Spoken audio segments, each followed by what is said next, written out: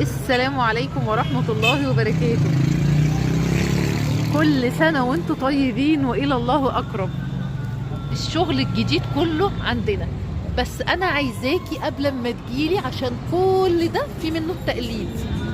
كل اللي أنا بصورهولك ده مال الأسواق وفي منه التقليد. أنا عايزاكي قبل ما تيجي تلفي لفة حلوة بره وتمسكي الخامة من هنا، تمسكيها من هنا كده عشان تشوفي التخن، السمك بتاع السجادة دي محتاجة منك جدا انك قبل ما تجيلي تمسكي السمك ده وتشوفيه تمام، وتاخدي بالك من التقفيل علشان تعرفي تميزي ما بين المستورد وما بين المصري، لان للأسف التقليد منه الصيني والمصري نفس الشكل بالظبط ونفس الألوان.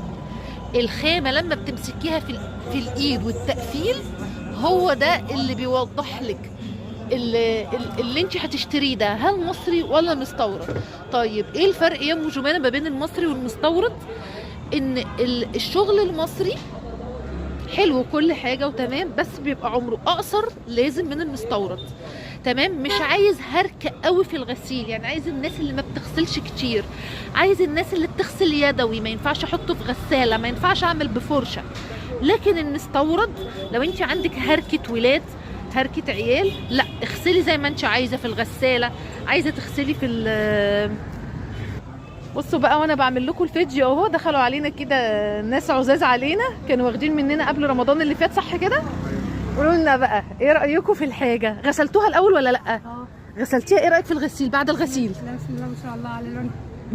الالوان زي ما هي ولا الالوان راحت ولا في حاجات زي ما هي؟ ما شاء الله تمام. ايه رايك في الحاجه؟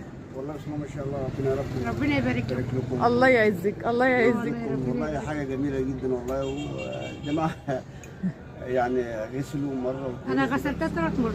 بسم الله ما شاء الله تبارك بسم الله. الله ما شاء الله على لونها، واللون ده كمان زي ما هو يعني. ما شاء الله. انت كنت واخده مني ده صح؟ ايوه ده انتوا اخدتوا حاجات كتيره بسم الله ما شاء الله، حاجات كتير والله بسم الله الله اكبر يعني. وجايين بقى هتجددوا بقى السنه دي ان شاء الله ان شاء الله باذن الله. كل سنه وانتم طيبين وربنا يبارك لكم يا رب في الحاجه، وربنا يجزيكم خير ان انتوا يعني وافقتوا ان انتوا تقولوا رايكم.